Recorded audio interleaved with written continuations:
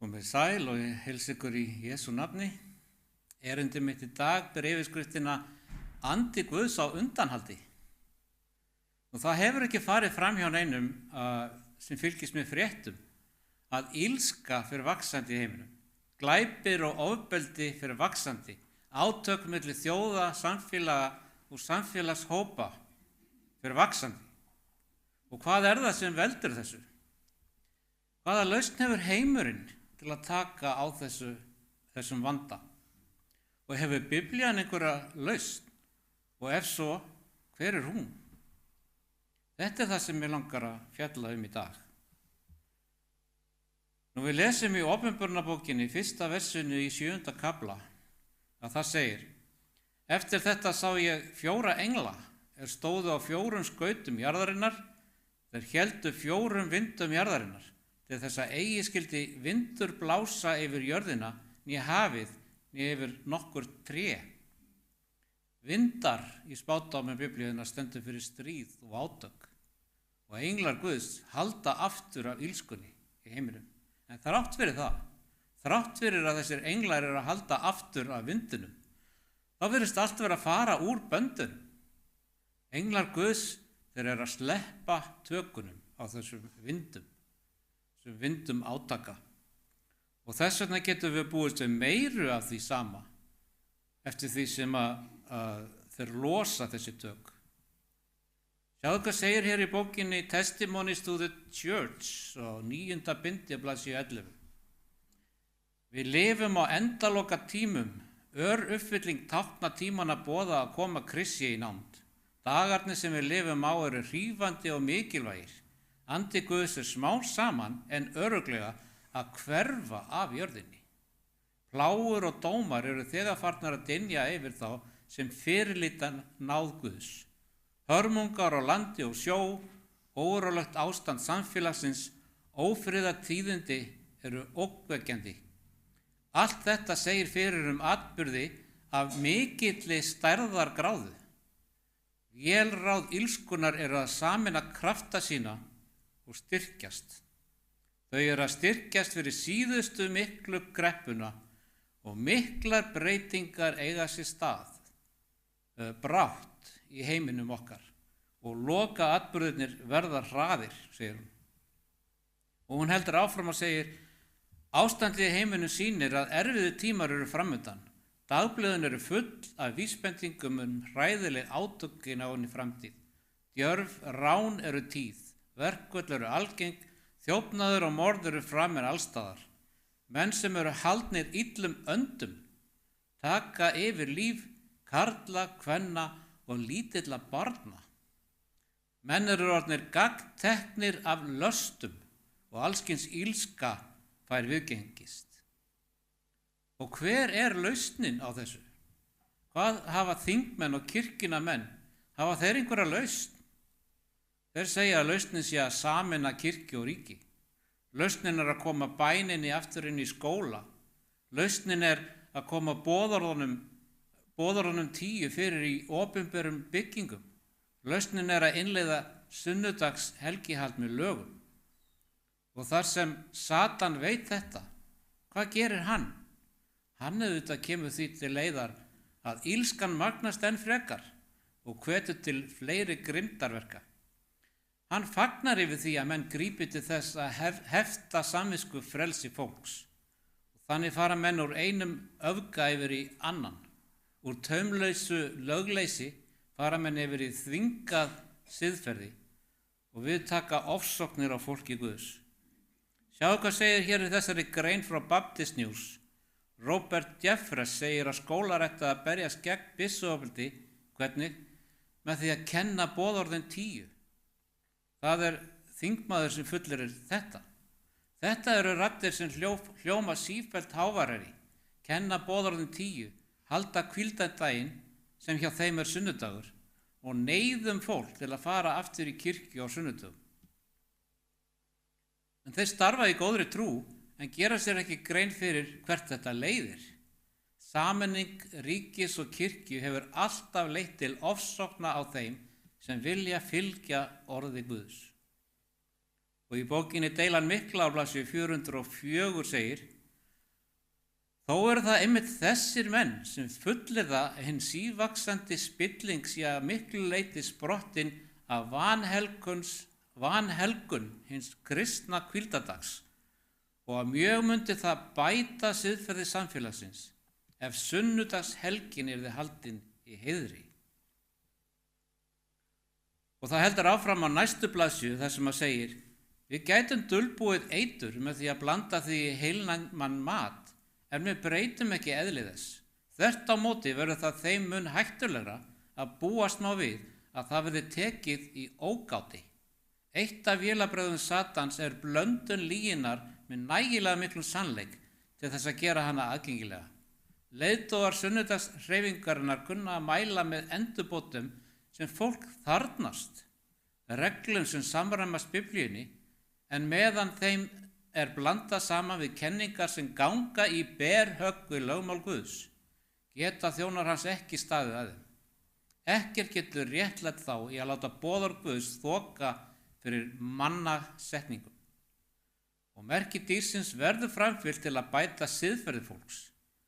Það þýðir að siðferði verður að minnka til að þeir hafi afsökun til að þvinga fram sitt eigið siðferði. Og áróðurinn er allstaðar. Til að binda enda á ofbeldi skulum við fara í kirkju á sunnudögum. Nú þegar við sjáum þetta verða veruleika, þá er sunnudagslöggjöfin nálæg. Við lifum á tíma endalokana. Andi Guðs hverfur smátt og smátt en örugglega frá jörðinni. Við sjáum það daglega í fréttum. Andi Guðs er daglega dreginn tilbaka og ofbeldi magnast. Svo hvað verðum við að einbeita okkur að? Hvað þurfum við að einbeita okkur sjálf að í dag? Við þurfum að einbeita okkur að því að meðtaka anda Guðs. Og þess vegna verðum við að hungra og þysta eftir gjöf heilags anda. Við verðum að tala heilagan anda og biðja heilagan anda, predika það hvernig við getum tekið á móti heilagum anda. Og það er markmið mitt í dag. Því að Biblían segir að við þurfum að öðlast heilagan anda. Það er eina raunhafa lausnin á illskunni í þessum heimi. Biblían talar haustregn og vorregn sem tákn fyrir heilagan anda. Þar er átt við fyrra og síðari úthellingu heilags anda. Í Ísrael skiptist regntíminn í 2 megin tímabil. Hið fyrra er á haustin og hið seinna á vorin. Haustregnið eða fyrraregnið kemur í kjölfar þurrs sumars og vætir landið og undirbýr það fyrir sáningu og spírun fræjana. Á brennandi þurrka tímabilinu er nánast engin úrkoma sem veldur því að allt visnar. Og þegar haustregnin kemur veitir það nauðsynlegt vatn í þurra jörðina og gerir nýjum fræjum kleift að vaxa. Vorregnið eða seinnaregnið veitir næga raka á meðan uppskeran er að þroskast og gerir kleift að fá ríkulega uppskeru. Fyrir plöntur er rakinn frá vorregninu það sem heldur þeim uppi gegnum þurrka tímabilið. Lítum hér á Jakobsbréfið kafla 5 og vers 7. Þreyið því bræður þangað til drottinn kemur. Sjáið akuryrkju manninn, hann bíður eftir hinnu dýrmæta ávexti jarðarinnar og þreyir eftir honum þangað til hann hefur fengið haustregn og vorregn. Hann bíður eftir að ávöxturinn verður tilbúinn sem er eftir vorregnið, seinnaregnið. Við verðum að taka á móti haustregninu og vorregninu til að við getum verið reiðubúin fyrir síðari komu Krists. Regnið táknar heilagan anda, en hver er akuryrkjumaðurinn? Það er Guð. Hann kemur ekki aftur fyrir en haustregnið og vorregnið hefur fallið og ávöxtur birtist. Hann vill fá uppskeru og kemur ekki fyrir en ávöxturinn er tilbúinn. Hversu mikilvægt er það þá ekki fyrir okkur að við öðlumst þetta regn? Og hver er það sem gefur okkur regn? Sjáðu svo hvað segir hér í Jeremía 14:22. Eru nokkrir regngjafar meðal hinna fánýtu guða heiðingjana eða úthellir himinin skúrum sjálfkrafa? Er það ekki þú, drottinn, Guð vor, svo að við verðum að vona á þig? því að þú hefur gjört allt þetta. Þannig að það skiptir máli hvaða Guð þú tilbuður, því að það er aðeins einn Guð sem gefur og getur útvegað regnið. Það þýðir ekki að leita eitthvað annað og vonast eftir regni. Sjáu svo hér í Sakaría 10. kafla, 1. versið, og ég les hér úr nýjustu útgáfunni á Biblíunni. Þetta er mun betur þýtt í nýju útgáfunni. En það segir: biðji Drottinn um regn þegar regntíð seinkar, Drottinn sem eldingarnar sendir, um regn og skúrir. Hann gefur mönnum brauð og gróður jarðar. Þér finnst kannski að regnið hafi seinkað og þú hafir ekki upplifað regn í þínu lífi. Hvað áttu þá að gera? Þú átt að biðja Drottinn um regn. Og skúrunum er líkt við síðara regnið. Hann sendir fyrst regn og svo skúrir, því að seinna regnið er öflugra en það fyrra. Og við þurfum að öðlast hvoru tveggja, haust og vorregn. Fyrra regnið og þið síðara regn tákna 2 mikilvæg stig, 2 mikilvæg verk heilags anda í lífi okkar, og við þurfum að öðlast hvoru tveggja. Eða eins og við lesum í Efesusbréfinu 4:30: hryggið ekki Guðs heilagan anda sem þér eru innsiglaðir með til endurlausnar dagsins.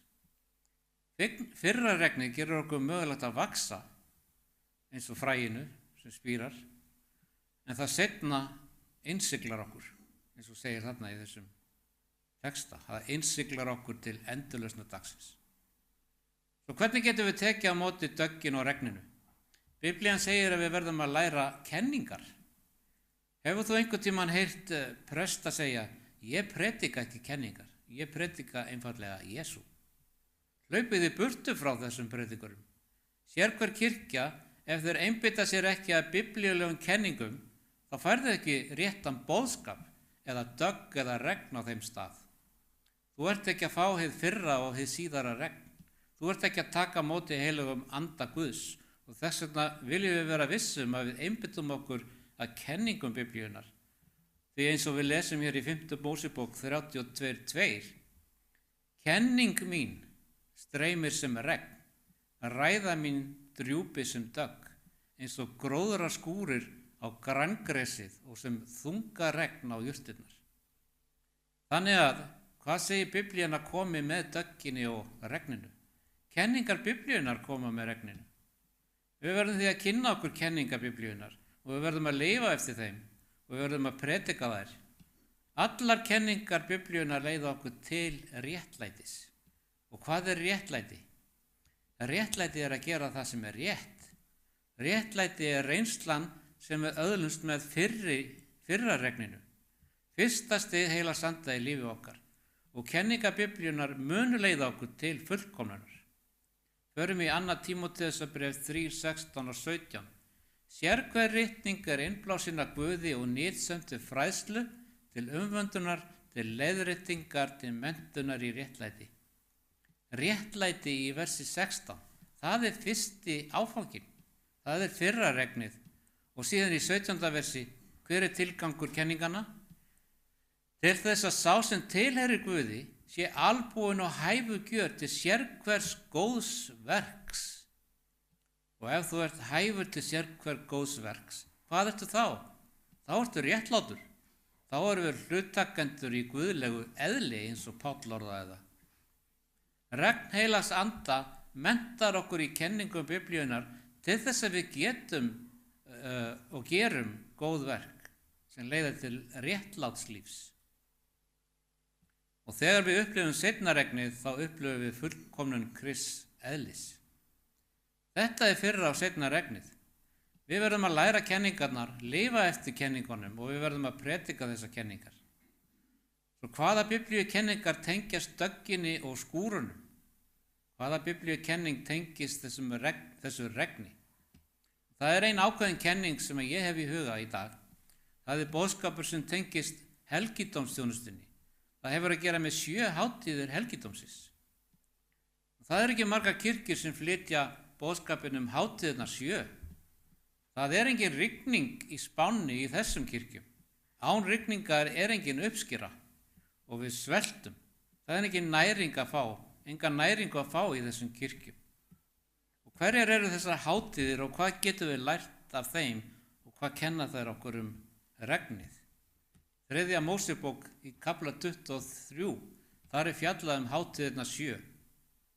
Fyrsta hátíðin páskahátíð og númer 2 eru ósýr brauð og svo 3. uppskeruhátíðin og síðan númer 4 hvítasunna, númer 5 lúðrahátíðin, númer 6 friðþægingadagurinn og 7. og síðasta hátíðin laufskalahátíðin.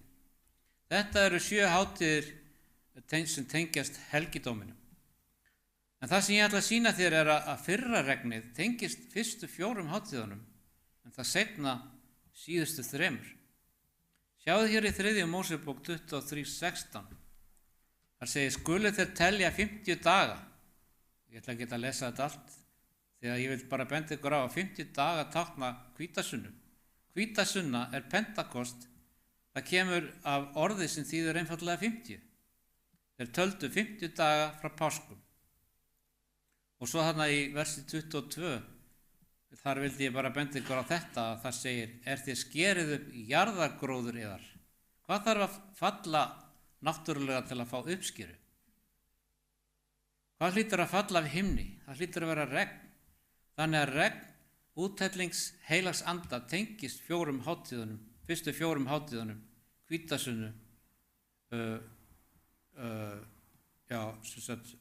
fyrstu 4 hátíðunum af þessum 7. Sjáðu hér í versi 39. 7. hátíðin, það kallað laufskalahátíðin og í versi 39 segir, þið hafið hýrt gróður landsins.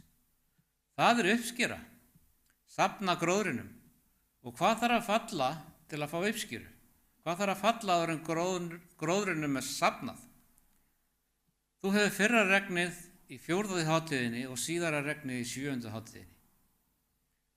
Og það sem við þurfum að hafa í huga er að þrátt fyrir að fyrra regnið tengist hátíð númer 4 reynslan af fyrra regnu í fyrstu 4 hátíðunum. Það þar sem við finnum reynsluna af fyrra regninu. Hátíð 1, 2, 3 og 4. Og þannig sjáum við að hátíðirnar kenna okkur mikið hver reynsla okkar varðandi fyrra og seinna regnið eða starf heilags anda í lífi okkar. Skoðum það betur.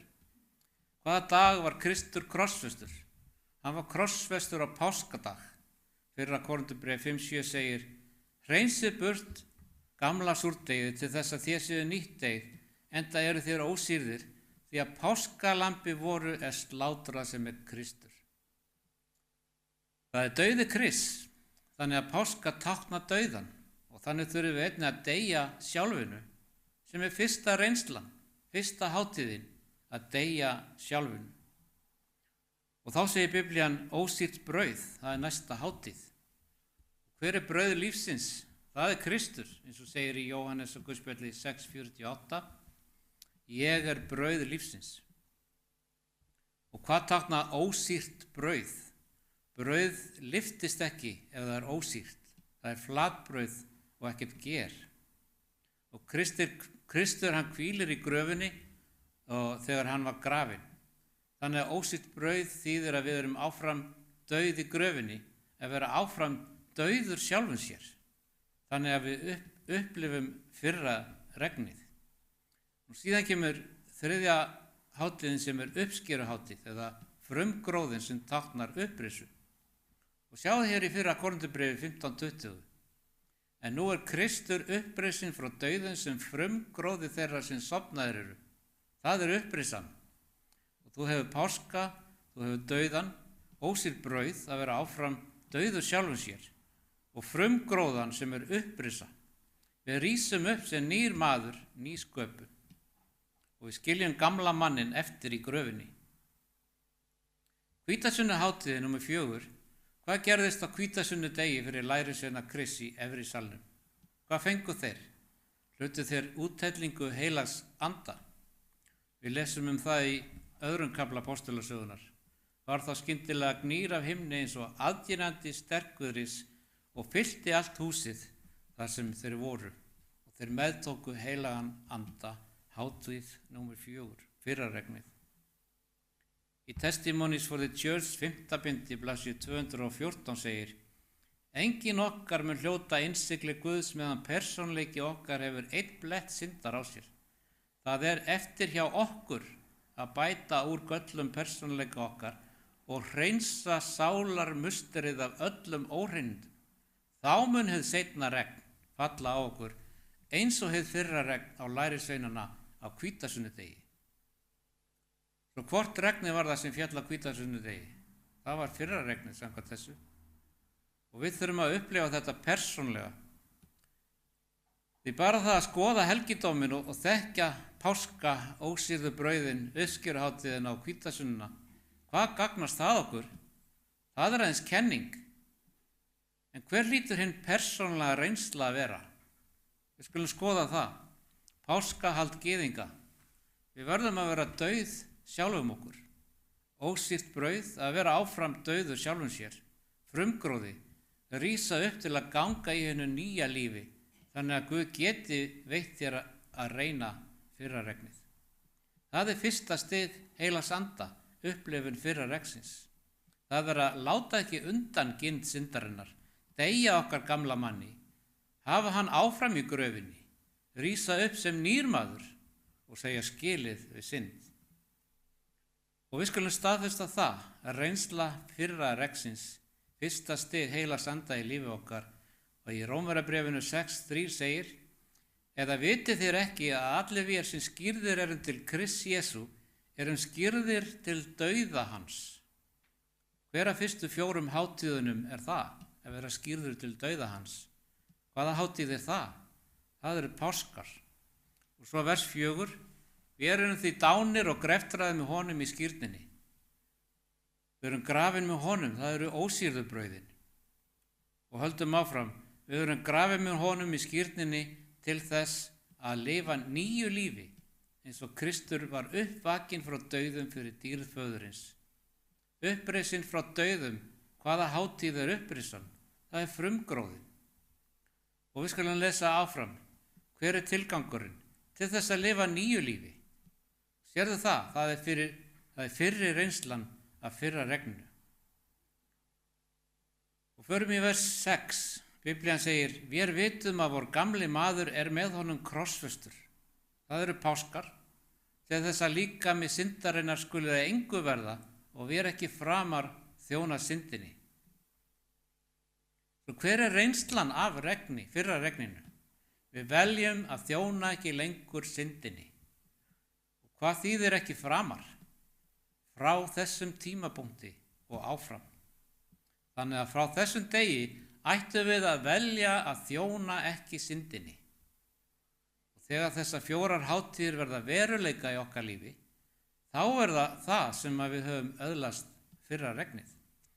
Fyrri úthelling heilags anda, það að vera dauður syndinni, er eina raunverulega sönnun þess að hafa öðlast heilagan anda, því að hann kemur þessu til leiðar í lífi okkar. Förum í vers 12. Látið þið ekki syndina ríkja í dauðlegum líkameiðar svo að þér hlýðnist girndum hans. Og vers 13. Ljáið ekki heldur syndinni limiðarar ranglætisvopnum, heldur bjóðið sjálfaðar Guði sem lifnaða frá dauðum og limiðar Guði sem réttlætisvopn. Páskaháttíðin, ósýrðu brauðin, frumgróðin, réttlæti eða að gera það sem er rétt. Og það er reynslan af fyrra regninu. Höfum við gert hreint hjá okkur eða er hjarta þitt í óreiðu? Eins og hjarta þitt er, þannig er eðlið þitt líka. Og það segir: Svo skuluð þér nú bjóða limiðar réttlætinu fyrir þjóna til helgunar. Ekki bjóða syndinni afnot af limum þínum. Og hverjir eru limur okkar? Hvaða limur eru þetta sem við eigum ekki lengur að láta undan gind og ranglæti? Sjáuð hér í 1. Korintubréfi 12, 14-17. Því að líkaminn er ekki einn limur, heldur margir. Ef fóturinn segði: Fyrst ég er ekki hönd, heyri ég ekki líkamannum til, þá er hann ekki fyrir það líkamannum óháður. Fótur og hönd, það er hvert við förum og hvað við snertum. Fótur og hönd þarf að þjóna öllum líkamannum, ekki bara sjálfum sér.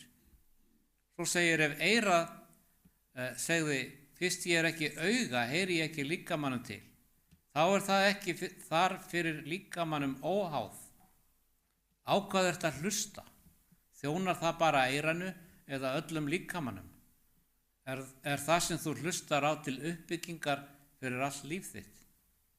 Og svo, ef allur líkaminn var í auga, hver var þá heyrnin? Ef hann var allur heyrn, hver var þá ilmaninn? Augað, það sem við horfum á, hlustum á og jafnvel lyktaskyn og bragðskyn. Það má ekki þjóna aðeins sjálfum sér, heldur öllum líkamannum, allri sálinni. Og sjáu hvað Páll segir hér í 1. Korinthubréfi 7. kafla. Vitið þér ekki að líkami yðar er limir Krists? Á ég þá að taka limir Krists og gjöra þá að skækjulimum? Fjarri fyrir því. Vitið þér ekki að sá er samlagar sér skækjunni, verður ásamt henni einn líkami. Því að sagt er þau tvö munu verða eitt hold, en sá er samlagar sér drottni er einn andi ásamt honum. Vitið þér ekki að líkami yðar er musteri heilags anda sem í yður er og þér hafið frá Guði og ekki eru þér yðar eigin, þér eru verði keyptir. Vegsamið því Guð með líkama yðar. Hvernig vegsamum við Guð með líkama okkar? Það er þegar við stöndum vörð hvað okkar eigin limir er að aðhafast. Þá getur okkar líkami verið limur á líkama Krists. Og hvernig getur það orðið? Við þurfum að deyja sjálfinu, páskaháttíðin. Við þurfum að lifa sem ósýrð brauð, laus við synd. Það er þá sem við munum uppskera, eins og uppskeru hátíðin kennir okkur. Það er þá sem við upplifum hvítasunnu, fyrra regnið, úthelling heilags anda. En nú ég bara búin að fjalla fyrstu 4 hátíðinar, páskaháttíð, ósýrðu brauðin, uppskeruháttíðina og hvítasunnu. Ég á eftir að tala lúðraháttíðina, friðþægingadaginn og laufskalaháttíðina. Og kannski geri ég það næst. En eins og ég byrjaði þetta, þannig vil ég ljúka þessu. Illskan og ofbeldið í heiminum fer vaxandi. Fréttamiðlarnir eru fullir af spillingu, átökum og ófriði. Hvers vegna er það og hver er lausnin? Páll segir í síðara Tímóteusarbréfi 3:1-4: Vita skalt þú þetta að á síðustu dögum munu koma örðugar tíðir, mennirnir verða sérgóðir, fégjarnir, raupsamir, hrokafullir, lastmælendur, foreldrum óhlýnir, vandvaglóttir, vanheilagir, kærleikslausir, ósátthúsir, róberandi, taumlausir, grimmir, ekki elskandi það sem gott er, sviksamir, framhleiknir, ofmetnaðarfullir, elskandi munaðarlífið meira en Guð. Hrikaleg lýsing. Og hvers vegna er það? Það er vegna þess að fólk fer ekki eftir því sem Biblían kennir okkur.